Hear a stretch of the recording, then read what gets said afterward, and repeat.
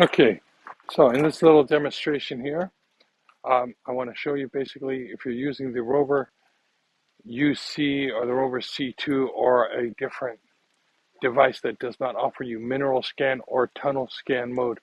This is what I want to show you. And how it works is basically you're going to take your unit, you're going to set it up. You're going to set your height of your unit, you're going to start your unit, set an automatic 20, 30, 40, 50. Make sure that you have enough room.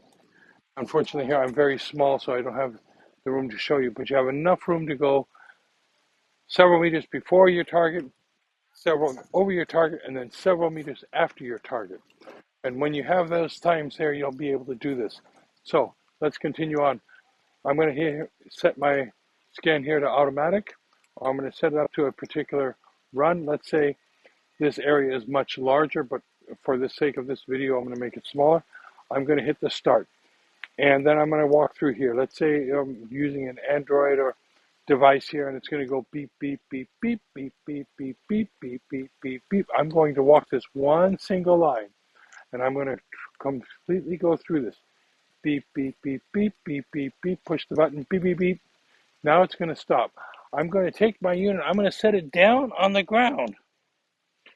I'm going to set it down.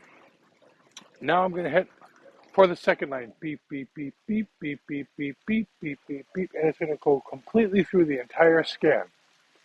Once it finishes the scan, beep, beep, beep, I'm going to stop and finalize the scan. I set it on the ground simply so that when we are scanning, excuse the video for this, that when we are scanning that it is absolutely in order, okay? So this was one way in order to do a quick scan. You will see the changing of everything as it goes through. That's the basic technique. I hope it helps. Okay, thank you.